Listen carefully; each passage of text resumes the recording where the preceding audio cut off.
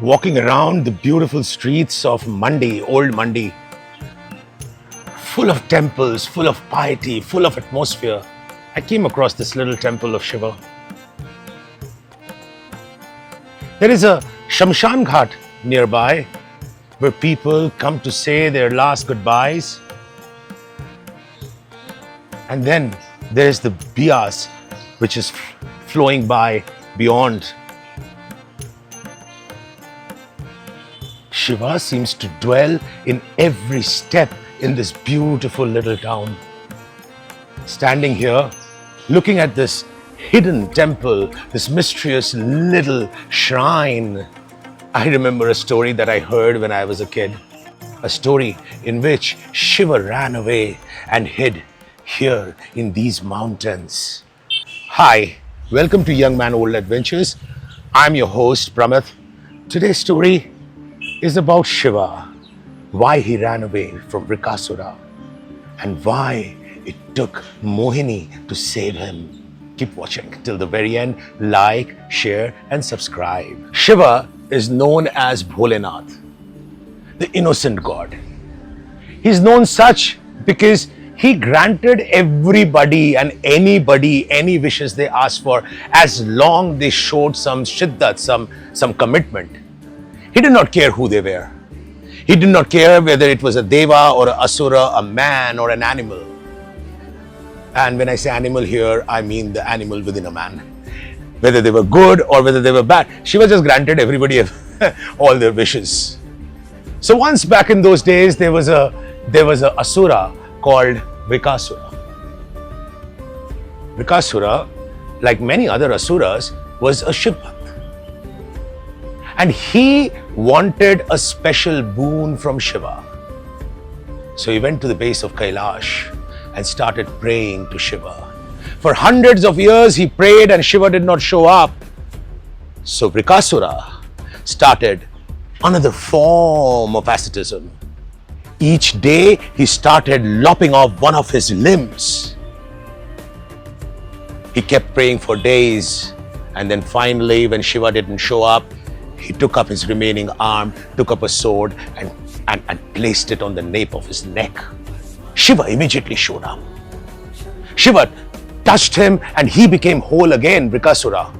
And Shiva said, "What is it that you want, my child?"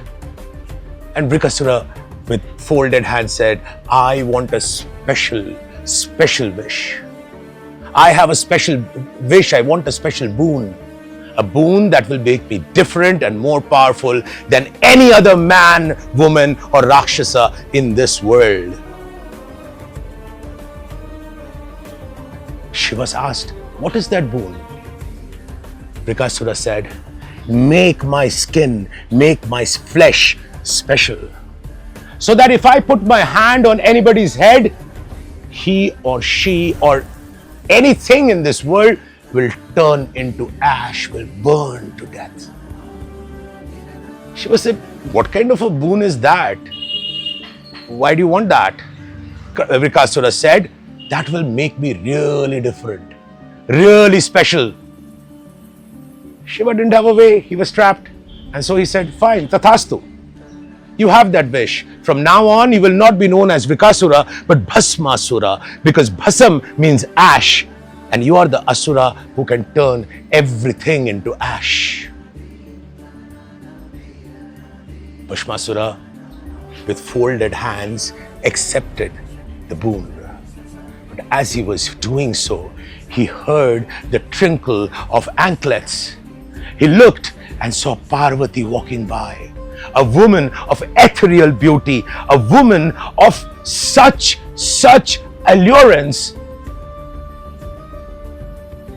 that Bhasmasura was struck with lust. He started lusting after Parvati. But even then, he knew that till Shiva was alive, Parvati could never be his.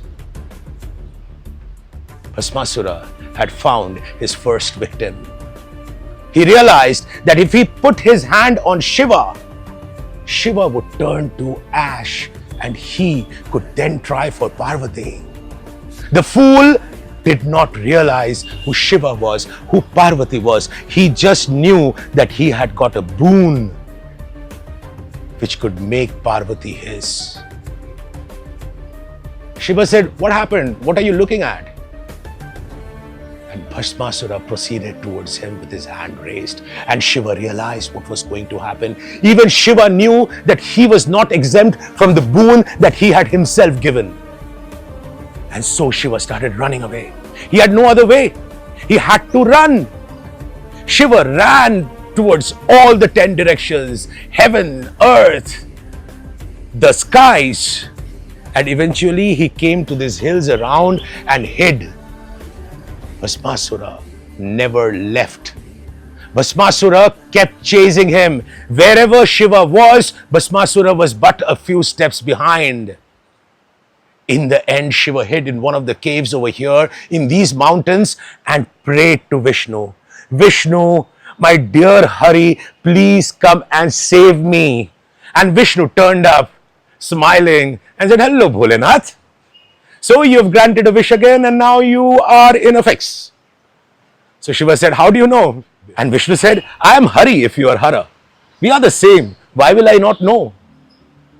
Shiva said, "Never mind, be that as it may, please save me." Vishnu said, "Well, I'll have to do something about it. I can't let you, the destroyer, get destroyed." And so Vishnu disappeared, and in the inkling of an eye came back as Mohini, the female side of Narayan or Vishnu. Mohini, who was granted to Vishnu by Parvati herself. Mohini, the seductress. Mohini, the most beautiful living being that the universe had ever witnessed.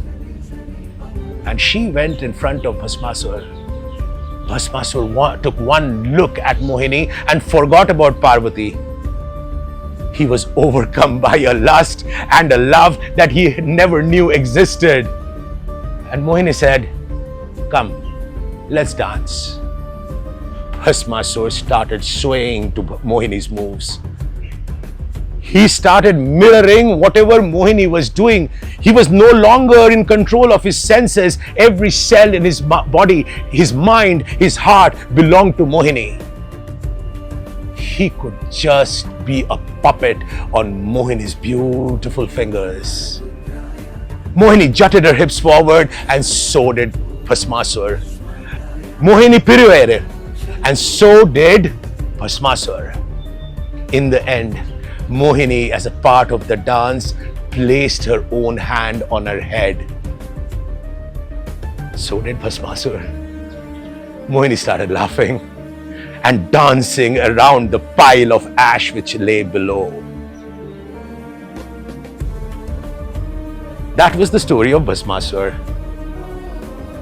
The moral of the story is up to you to take. I, for one, just love the story. That is Young Man Old signing off for the day. Till the next time, stay curious because it's all about stories.